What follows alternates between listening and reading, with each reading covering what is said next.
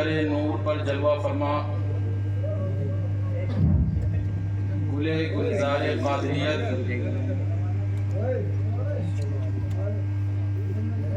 چشم و چراغ برکاتیت سبحان اللہ سبحان اللہ سبحان اللہ محبوب العلماء حضرت سید محمد امان میاں صاحب قبلہ سبحان اللہ و جملہ علماء کرام، مہمانان اعظام اور اس بستی سے تعلق رکھنے والے تمام احباب،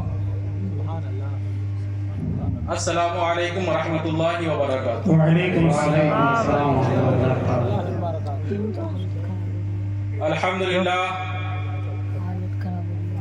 الحمد للہ رب العالمین، والصلاة والسلام على سید الانبیاء واشرف المرسلین وعلى آلہ واصحابہ وازواجہ وذریاتہ ومن تبعہم بإحسان الی یوم الدین، اما بعد فاعوذ باللہ من الشیطان الرجیم، بسم اللہ الرحمن الرحیم، الا ان اولیاء اللہ لا خوف علیہم ولا هم يحزنون سبحان اللہ الذین آمنوا وكانوا يتقون، صدق اللہ العظیم، وبلغنا رسوله النبی الامین الکریم، ونحن على ذلك لمن الشاہدین والشاکرین، والحمد للہ رب العالمین۔ حضرات گرامی، آئیے گفتگو شروع کرنے سے پہلے ایک مرتبہ ہم سب مل کر آقائے نامدار، مدینے کے تاجدار، دونوں عالم کے مختار، محبوب کردگار، حضرت آمنہ کے لال، حضرت عبداللہ کی آنکھوں کے تارے، گرتے ہوں کو اٹھانے والے احمد مجتبیٰ محمد مصطفیٰ صلی اللہ تعالیٰ علیہ وسلم کی بارگاہ ناز میں درود پاک کا ہدیہ پیش کرنے پڑھیے، اللہم صلی علی سیدنا مولانا محمد وعلی آلہ وصحبہ وبارک وسلم، صلاۃ و سلام علیک یا رسول اللہ صلی اللہ تعالیٰ علیہ وسلم۔ حضرات محترم، ایک مرتبہ اور بلند آواز سے درود پاک پڑھیں، اللہم صلی علی سیدنا وبارک وسلم، صلاۃ و سلام علیک یا رسول اللہ صلی اللہ تعالی علیہ وسلم۔ حضرات گرامی، اللہ تبارک و تعالی کا یہ بے پناہ فضل و احسان ہے کہ اس نے ہمیں انسان بنایا، مسلمان بنایا، مسلمان بنانے کے ساتھ ساتھ اپنی محبوب کی امت میں پیدا فرمایا، اور اللہ تبارک و تعالی کا بے پناہ فضل و احسان ہے کہ اس امت میں انبیاء کرام کی تعظیم و تکریم کرنے کے ساتھ ساتھ اولیاء کرام سے محبت و عقیدت رکھنے والا بنا۔ سبحان اللہ۔ حضرات گرامی، اللہ کے ولی کون ہوتے ہیں؟ اللہ کا ولی وہ ہے جو اللہ کا محبوب ہوتا ہے، سبحان اللہ جو اللہ کا مقرب ہوتا ہے، جو اللہ کی بارگاہ میں مقبول ہوتا ہے۔ بے شک سبحان اللہ ان اولیاءہ الا المتقون، کہ اللہ کے ولی وہ لوگ ہیں جو تقوی والے ہیں۔ بے شک جی بے شک جب ایک انسان اللہ تبارک و تعالیٰ کی بارگاہ میں مقبول ہو جاتا ہے، ولایت کا درجہ پا لیتا ہے، سبحان تو اس کا مقام خود اللہ تبارک و تعالیٰ قرآن پاک میں ارشاد فرما رہا ہے، الا خبردار ہو جاؤ، ان اولیاء اللہ لا خوف علیہم ولا هم يحزنون، کہ اللہ کے جو ولی ہوتے ہیں، اللہ کی بارگاہ میں جو مقرب ہو جاتے ہیں، اللہ کی بارگاہ میں جو محبوب بندے بن جاتے ہیں، اللہ تبارک و تعالیٰ فرماتا ہے لا خوف علیہم، انہیں دنیا میں کسی چیز کا خوف نہیں، ولا هم يحزنون، اور نہیں آخرت میں انہیں کسی چیز کا غم۔ سبحان اللہ سبحان اللہ یہ مقام ہے اولیاء کرام کا. جی اللہ تبارک و تعالیٰ نے یہ مقام اولیاء کرام کو عطا فرمایا. جی یہ عام ولی کا مقام ہے. جی ہر وہ شخص جس نے اللہ تبارک و تعالیٰ کی بارگاہ میں قرب حاصل کر لیا، جو اللہ کا ولی ہو گیا، یہ اس کا مقام ہے. سبحان اور قربان جائیے اور شکر ادا کیجیے اللہ تبارک و تعالیٰ کا کہ اللہ تبارک و تعالیٰ نے اس امت پر، امت محمدیہ پر اور بھی بہت سارے احسانات کیے ہیں. جی بے شک. سبحان اللہ تبارک و تعالیٰ کا عظیم احسان ہے کہ اللہ تبارک و تعالیٰ نے ہمیں جو نعمتیں دی ہیں وہ نعمتیں بڑی بڑی دی ہیں، عظیم نعمتیں دی ہیں. بے شک بے شک. آپ غور کیجئے، اللہ تبارک و تعالیٰ نے جو ہمیں نبی دیا تو نبی اعظم دیا، سبحان اللہ. دیا تو کتاب اعظم دیا، فاروق دیا تو فاروق اعظم دیا، غوث دیا تو غوث اعظم دیا. سبحان اللہ سبحان اللہ. ماشاء اللہ. تبھی تو امام عشق و محبت، مجدد دین و ملت، اعلیٰ حضرت امام محمد رضا خواہ فاضل بریلوی فرماتے ہیں غوث اعظم امام التقا والنور. سبحان اللہ. شان قدرت پہ لاکھوں سلام. واہ کیا مرتبہ اے غوث ہے بالا تیرا، اونچے اونچوں کے سروں سے قدم اعلیٰ تیرا. سر بھلا کیا کوئی جانے کہ ہے کیسا تیرا، اولیاء ملتے ہیں آنکھیں وہ ہے تلوار. سبحان اللہ سبحان اللہ. یہ حضور غوث پاک رضی اللہ تعالیٰ عنہ کا مقام ہے. تو اے سنیوں، یہ اللہ تبارک و تعالیٰ کا ہم پر احسان ہے کہ اللہ تبارک و تعالیٰ نے ولیوں کے سردار ہمیں عطا فرمایا. سبحان اللہ. جنہیں ہم محبوب سبحانی، قطب ربانی، غوث سمدانی اور غوث اعظم، پیر پینا، میر میرا، دستگیر، روشن ضمیر، سیدنا شیخ عبد القادر جیلانی رضی اللہ تعالیٰ عنہ کے نام سے جانتے ہیں. بے شک. سبحان یہ حضور غوث پاک رضی اللہ تعالیٰ عنہ کا مقام ہے کہ اللہ تبارک و تعالیٰ نے آپ کو ولیوں کا سردار بنایا. بے شک بے شک. سبحان اللہ. خود آپ حضور غوث پاک رضی اللہ تعالیٰ عنہ کا مقام دیکھیے خود ان کے کلام سے. حضور غوث پاک رضی اللہ تعالیٰ عنہ فرماتے ہیں لِكُلِّ وَلِيٍّ قَدَمٌ وَإِنِّي عَلَىٰ قَدَمِ النَّبِيِّ بَدْرِ الْكَمَالِ. سبحان ہر اللہ. ولی جو ہے دنیا کے اندر، جو ولی ہے، ہر ولی کسی نہ کسی نبی کے قدم پر ہوتا ہے. بے شک. سبحان اللہ. یعنی کسی نہ کسی نبی کے فضل و کمال کا وہ ولی پڑھتا ہوتا ہے. بے شک.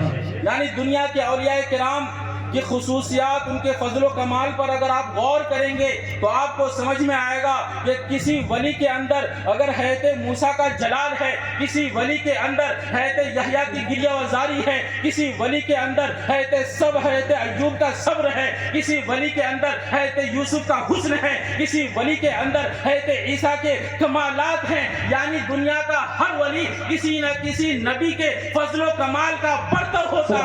سبحان فرماتے ہیں کہ تمام اولیاء کرام تو دیگر انبیاء کرام کے فضل و کمال کے پرتو بنے، لیکن میں جو ہوں ولیوں نبیوں کے سردار کا کے فضل و کمال کا سبحان اللہ. سبحان اللہ. نعرہ تکبیر.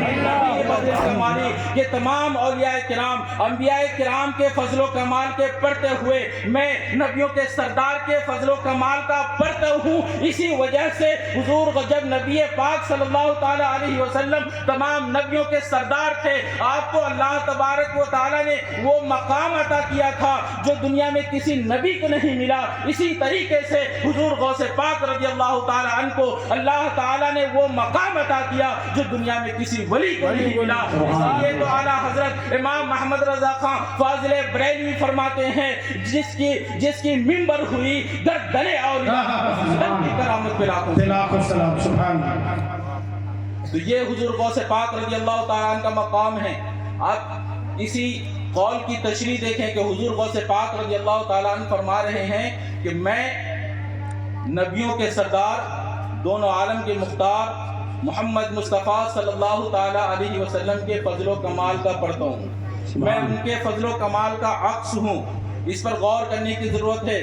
یہ کوئی آسان بات نہیں ہے، کوئی ہلکی بات نہیں ہے. یہ دعویٰ بہت بڑا دعویٰ ہے. اب اس کی دلیل دیکھیے. حضور غوث پاک رضی اللہ تعالیٰ عنہ کی زندگی کا جب ہم مطالعہ کریں گے تو آپ کو سمجھ میں آئے گا کہ حضور غوث پاک رضی اللہ تعالیٰ عنہ کی زندگی کو نبی پاک صلی اللہ تعالیٰ علیہ وسلم کی زندگی سے مشابہت تھی.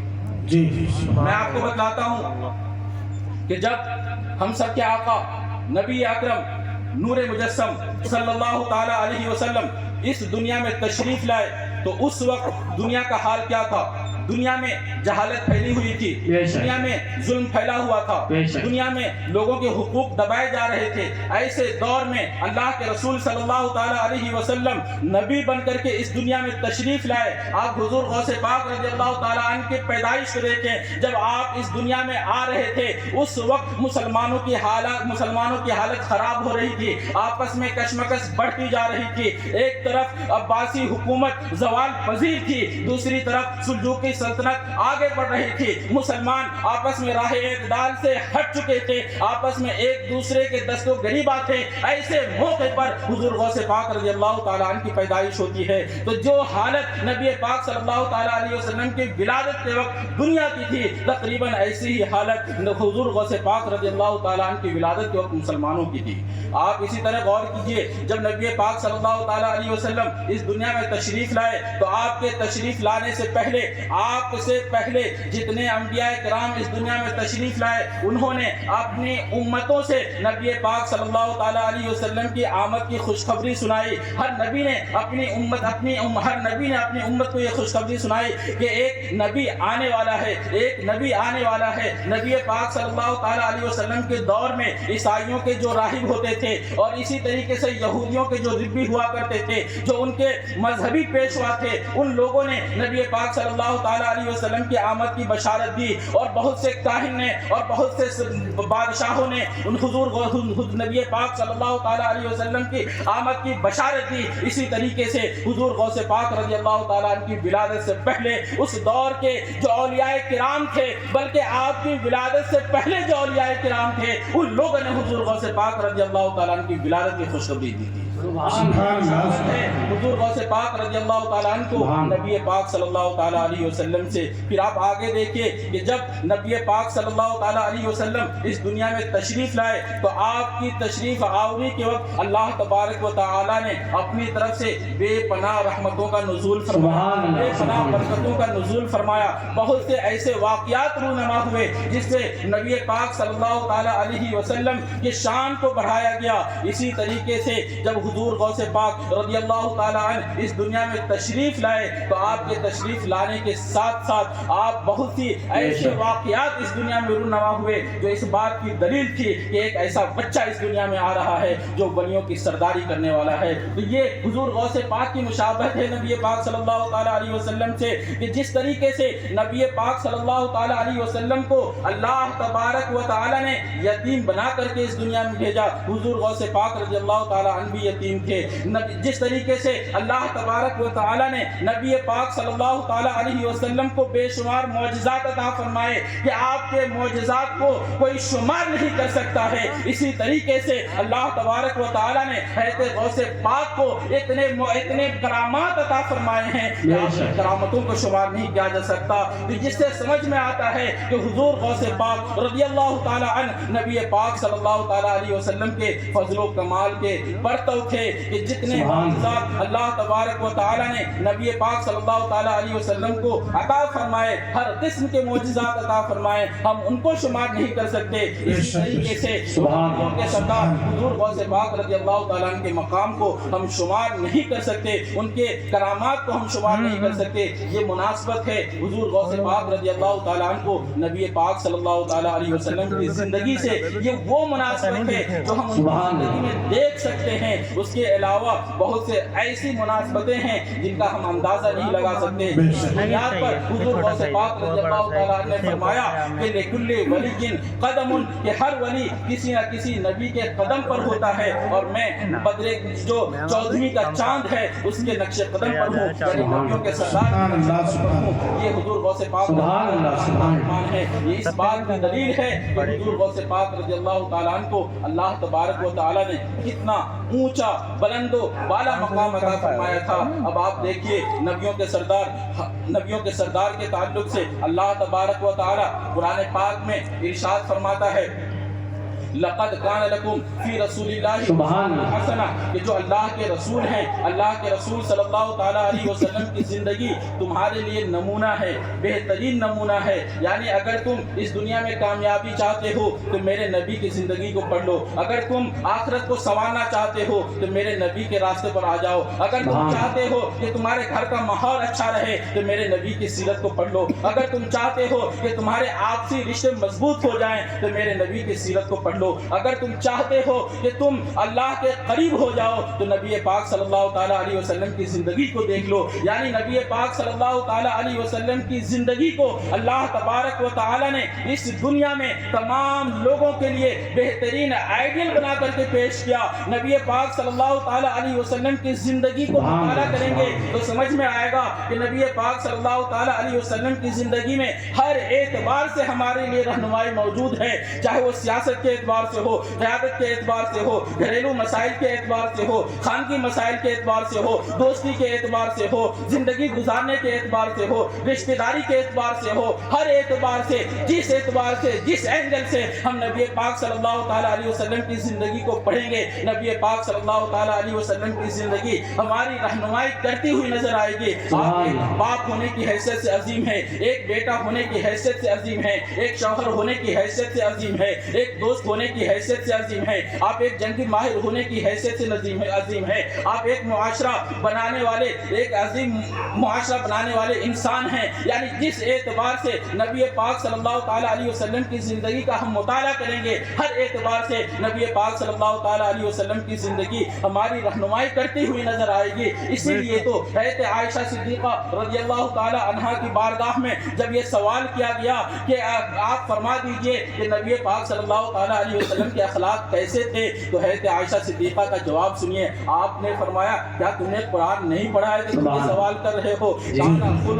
कुरान कि जो नबी पाक सल्लल्लाहु ताला अलैहि वसल्लम का जो खुल्क था, नबी पाक सल्लल्लाहु ताला अलैहि वसल्लम की जिंदगी गुजारने का जो तरीका था वो कुरान के मुताबिक था। आप चलते थे तो कुरान के मुताबिक चलते थे, आप बोलते थे तो कुरान के मुताबिक बोलते थे, जब बात करते थे कुरान के मुताबिक बात करते थे। अल्लाह तबारक व तआला ने कुरान पाक में जिन चीजों को करने का हुक्म दिया है आप उन चीजों को बजा लाते थे, और जिन चीजों से बचने का हुक्म दिया है उन तमाम चीजों से बच जाते थे। गोया कि नबी पाक सल्लल्लाहु ताला अलैहि वसल्लम को अल्लाह तबारक व तआला ने ऐसा बनाया है कि अल्लाह तबारक व तआला ने जिन चीजों को करने का हमें हुक्म दिया उसे थ्योरी के तौर पर अल्लाह तबारक व तआला ने कुरान पाक में हमारे लिए पेश किया, और प्रैक्टिकल के तौर पर नबी पाक सल्लल्लाहु ताला अलैहि वसल्लम की जिंदगी को हमारे सामने पेश किया। तो नबी पाक सल्लल्लाहु ताला अलैहि वसल्लम की जिंदगी हमारे लिए एक प्रैक्टिकल बुक की तरह है। इस तरीके से प्रैक्टिकल बुक का ताल्लुक सिर्फ पढ़ने से नहीं होता है, सिर्फ पढ़ाने से नहीं होता है, बल्कि प्रैक्टिकल बुक का ताल्लुक पढ़कर समझने और समझने के साथ साथ उस पर अमल करने से उसका ताल्लुक होता है। इसी तरीके से नबी पाक सल्लल्लाहु ताला अलैहि वसल्लम की जो जिंदगी है ये कुरान की अमली तफसीर है। अगर हम चाहते हैं कि कुरान को समझे, अगर हम चाहते हैं कि हमारी जिंदगी कुरान के मुताबिक हो, अगर हम चाहते हैं कि अल्लाह हमसे राजी हो जाए, अगर हम चाहते हैं कि हमारे घर का माहौल अच्छा हो जाए, अगर हम चाहते हैं कि हम इस दुनिया में फिर से तरक्की कर जाएं, अगर हम चाहते हैं कि हम अपनी दुनिया और आखिरत को संवार लें, तो हमें नबी पाक सल्लल्लाहु ताला अलैहि वसल्लम की सीरत को पढ़ना होगा। नबी पाक सल्लल्लाहु ताला अलैहि वसल्लम की सीरत को अल्लाह तबारक व तआला ने हमारे लिए नमूना बना करके पेश किया है। तो जिस तरीके से अल्लाह तबारक व तआला ने नबियों के सरदार नबी पाक सल्लल्लाहु ताला अलैहि वसल्लम की जिंदगी को हमारे लिए आइडियल और नमूना बनाया, इसी तरीके से वलियों के सरदार की जिंदगी भी हमारे लिए बेहतरीन नमूना और कि हुजूर गौसे पाक रज़ियल्लाहु ताला अन्हु की जिंदगी हमारे लिए किस तरीके से आइडियल है। क्यों ना हो कि जब हुजूर गौसे पाक रज़ियल्लाहु ताला अन्हु का मकाम ये है कि आप नबियों के सरदार के फजलो कमाल के अक्स और परतव हैं, तभी तो आला हजरत अली रहमत और रिजवान हुजूर गौसे पाक के ताल्लुक से फरमाते हैं, मुस्तफ़ा के तने बेसाया का सुभान अल्लाह, मुस्तफ़ा के तने बेसाया का साया देखा, जिसने देखा जलवे, जिसने देखा मेरे आका जलवे ज़ेबा तेरा। ये हुजूर गौसे पाक रज़ियल्लाहु ताला अन्हु के ताल्लुक से आला हजरत ने फरमाया कि जिसने हुजूर गौसे पाक को देख लिया गोया कि उसने नबी पाक सल्लल्लाहु ताला अलैहि वसल्लम के जलवे का दीदार کر لیا. حضور غوث پاک رضی اللہ تعالیٰ عنہ نبی پاک صلی اللہ تعالیٰ علیہ وسلم کے فضل و کمال کے عکس اور پرتو ہیں. تو جس طریقے سے نبیوں کے سردار کی زندگی ہمارے لیے آئیڈیل اور نمونہ ہے، اسی طریقے سے حضور غوث پاک رضی اللہ تعالیٰ عنہ کی زندگی بھی ہمارے لیے آئیڈیل اور نمونہ ہے.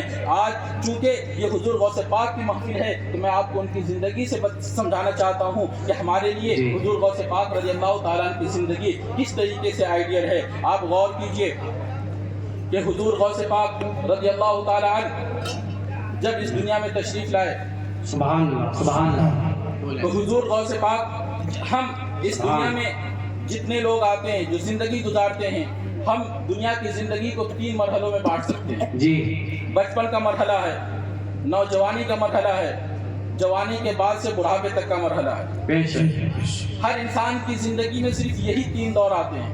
جی، اور حضور غوث پاک رضی اللہ تعالیٰ عنہ کی جو زندگی ہے، ان تینوں مراحل میں ہمارے لیے آئیڈیل اور نمونہ ہے. بے شک.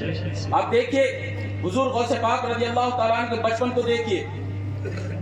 آپ کا بچپن کتنا اعلیٰ اور عظیم تھا، یہ بات آپ نے سماعت کر لی. حضور غوث پاک رضی اللہ تعالیٰ عنہ مادر ذات ولی تھے. اللہ تبارک و تعالیٰ نے آپ کو ولی بنا کر کے اس دنیا میں بھیجا تھا. یہ آپ کا مقام تھا.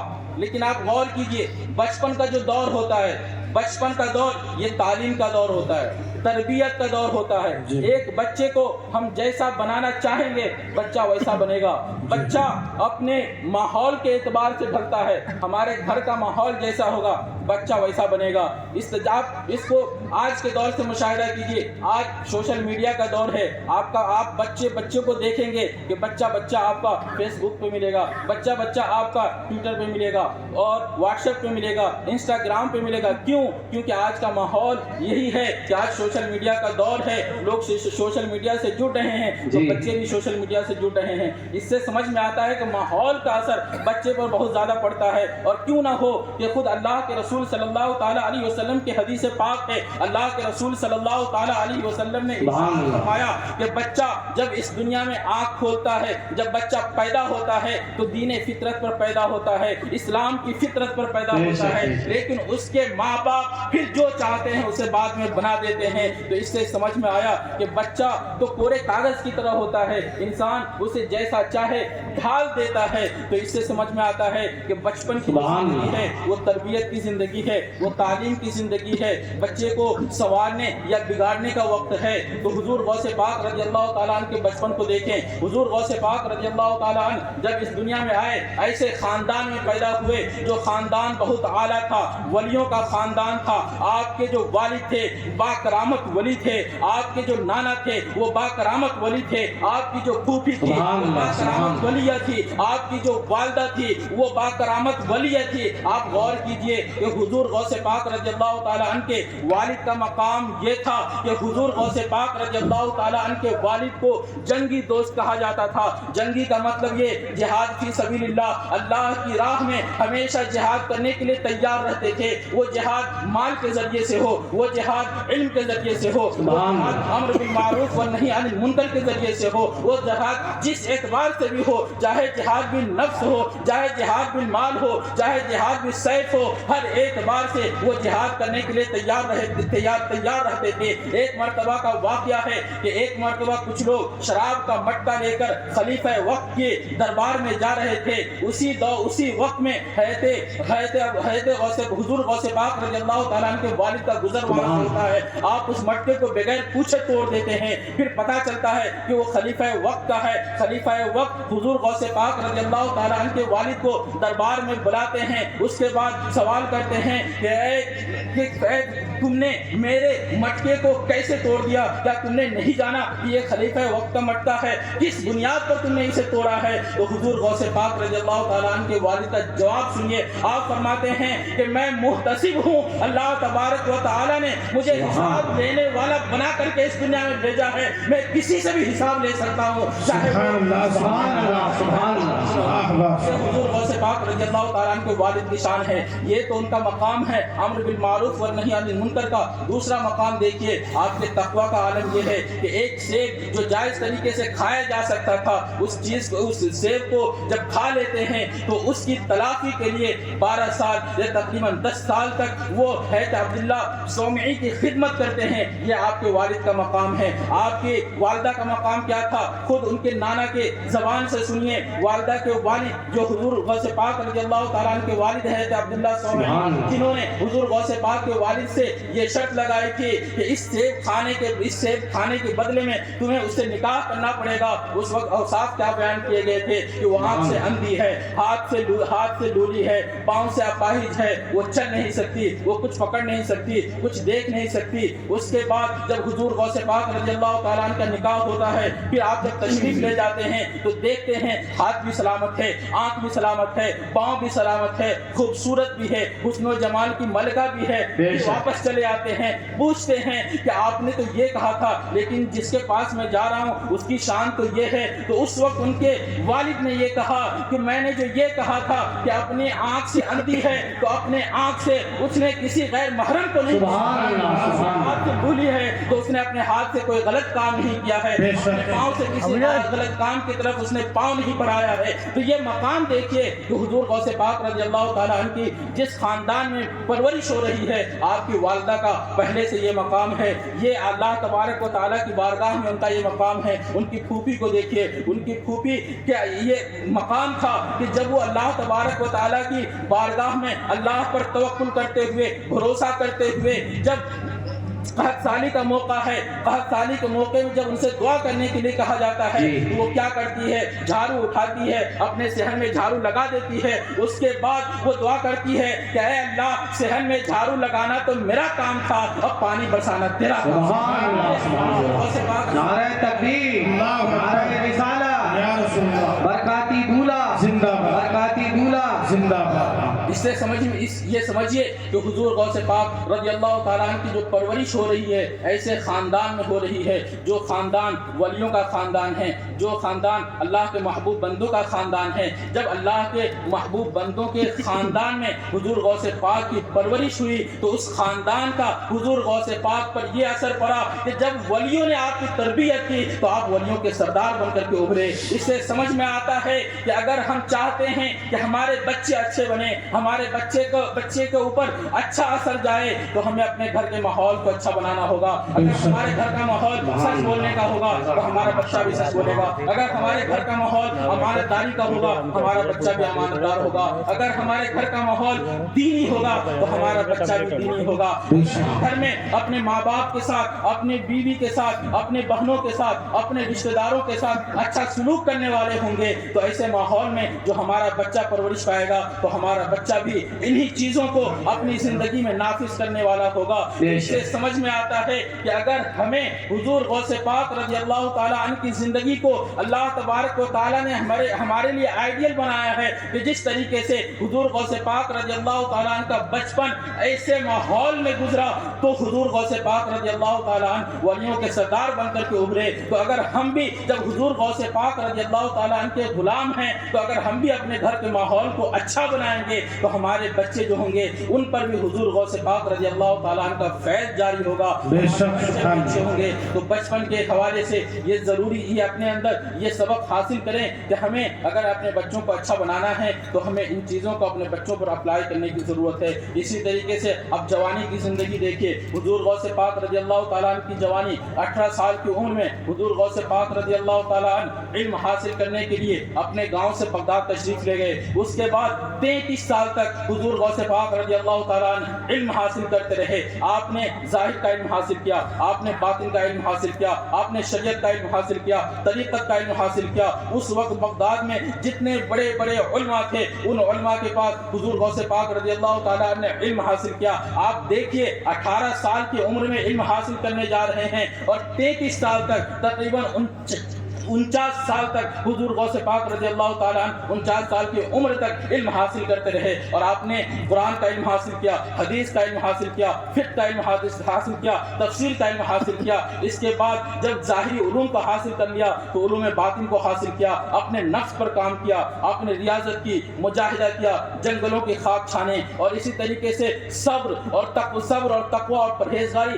हर एतबार से हुजूर गौसे पाक रज़ी अल्लाह ताला अन्हु ने अपने आप को कामिल बनाया। खुद हुजूर गौसे पाक रज़ी अल्लाह ताला अन्हु फरमाते हैं दरस्तुल इल्म हत्ता सिरतु कुतबन, कि मैं इल्म हासिल करता रहा यहाँ तक कि अल्लाह तबारक व तआला ने मुझे कुतबियत के दर्जे पर फाइज कर दिया।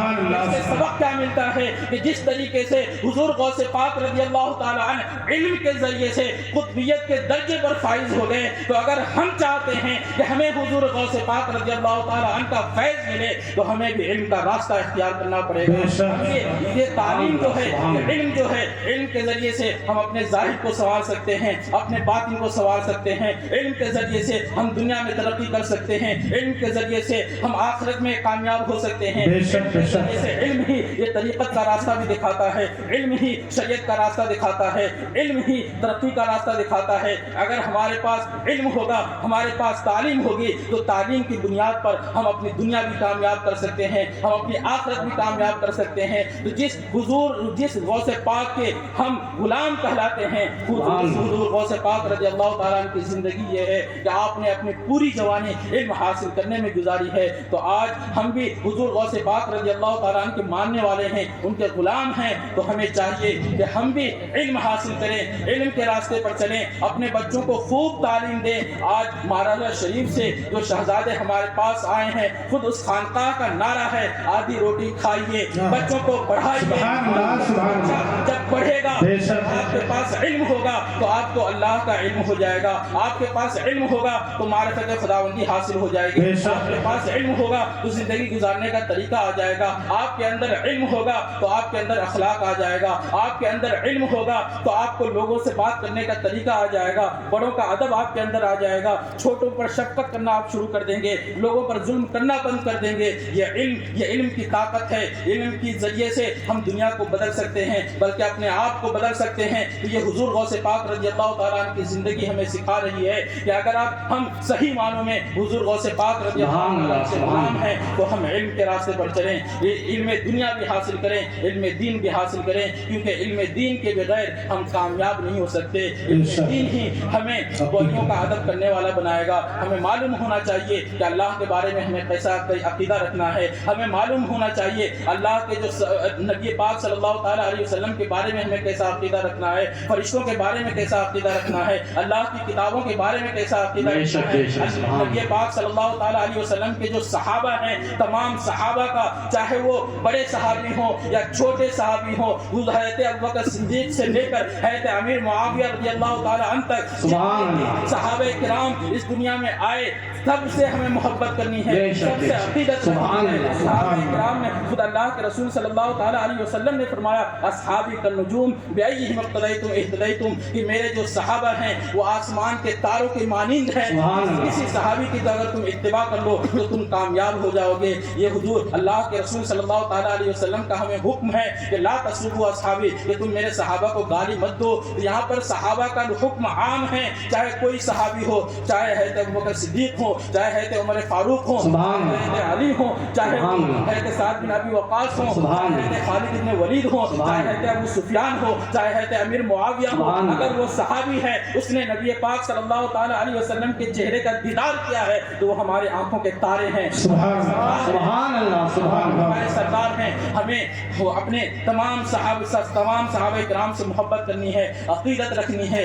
ये पैगाम है अल्लाह के रसूल सल्लल्लाहु ताला अलैहि वसल्लम का अपनी तमाम उम्मतियों से, ये हुजूर नबी पाक सल्लल्लाहु ताला अलैहि वसल्लम का हुक्म है। तो इस आप देखिए हुजूर गौसे पाक रज़ी अल्लाह ताला अन्हु की जो جوانی گزری ہے وہ تعلیم کے راستے میں گزری ہے. تعلیم کے لیے آپ نے فاقے کی زندگی گزاری, تعلیم کے لیے بھوک کو بھی برداشت کیا, پیاس کو بھی برداشت کیا, ہر طرح کی پریشانیوں کو برداشت کیا. خود حضور غوث پاک رضی اللہ تعالیٰ عنہ کا یہ قول ہے کہ نبوت کا جو راستہ ہے, ولایت کا جو راستہ ہے, اللہ تبارک و تعالیٰ نے اپنے تمام نبیوں کی زندگی میں, ولیوں کی زندگی میں پریشانی کو رکھا ہے. اگر پریشانی کے ساتھ صبر بھی مل جائے تو وہ بندہ کامیاب ہو جاتا ہے.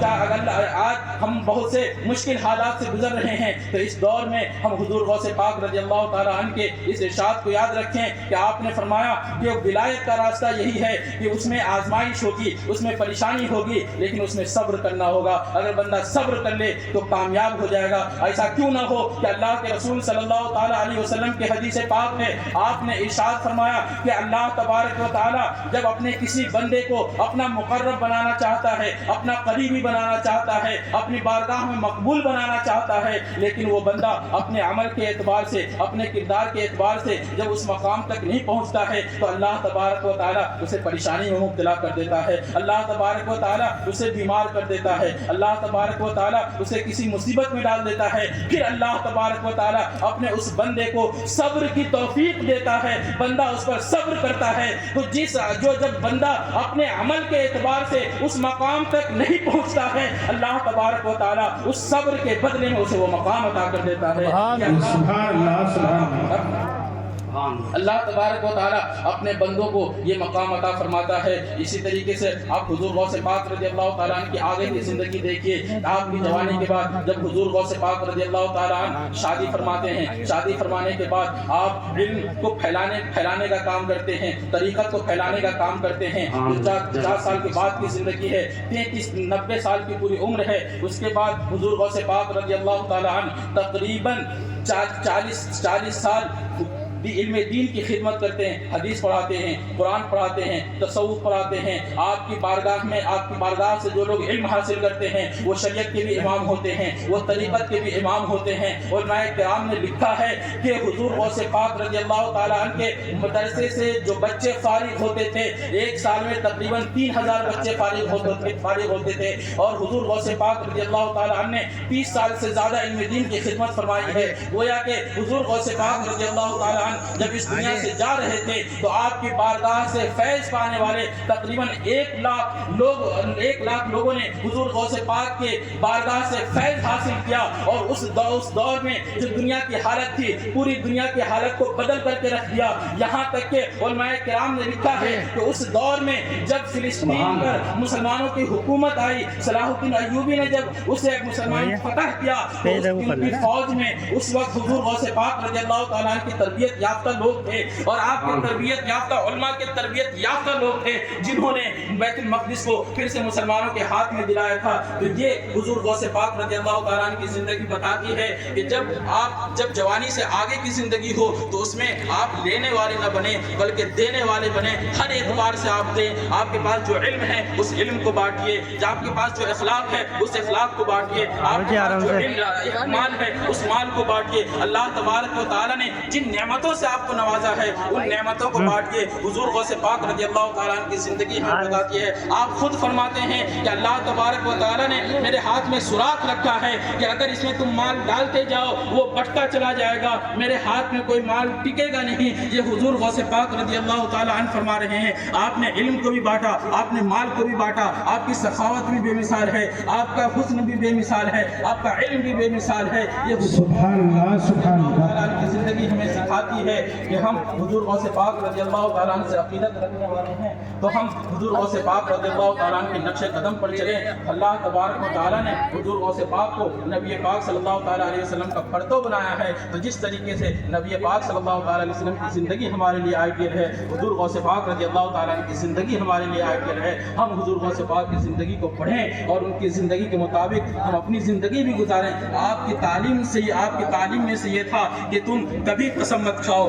آج ہم اپنا حال دیکھیں, چھوٹی چھوٹی بات پر قسم کھاتے ہیں. آپ نے فرمایا کہ ہمیشہ قسم کھانے سے بچو چاہے وہ سچی قسم کیوں نہ ہو ہمیشہ سچ بولو اور آپ نے فرمایا اپنے کسی نیک عمل پر اتراؤ مت بلکہ اعمال کا جو دار و مدار ہے حسن خاتمہ پر ہے اگر تم نمازی ہو نماز پر مت اتراؤ اگر تم زکوٰۃ ادا کرتے ہو مال خرچ کرتے ہو اس پر مت اتراؤ اپنے کسی نیکی پر مت اتراؤ بلکہ ہمیشہ حسن خاتمہ کی دعا کرتے رہو تو ہم قادری غلام ہیں ہم اس حضور غوث پاک کی ان تعلیمات کو اپنی زندگی میں نافذ کرنے کی کوشش کریں اللہ تبارک و تعالی ہمیں حضور غوث پاک رضی اللہ تعالیٰ عنہ کا سچا غلام بنائے اور حضور غوث پاک رضی اللہ تعالیٰ عنہ کے غلامی کے تعلق سے مارحلہ کے شہنشاہ یہ کہتے ہیں غلام غوث بے کسو مستر نمی مانت شب دیگر نمی مانت جو غوث کا غلام ہوگا وہ اگر آج پریشان ہے تو وہ کل پریشان نہیں ہوگا بے شک سبحان اللہ سبحان اللہ سبحان اللہ اس امید کے ساتھ حضور غوث پاک رضی اللہ تعالیٰ کے غلامی میں بن جائے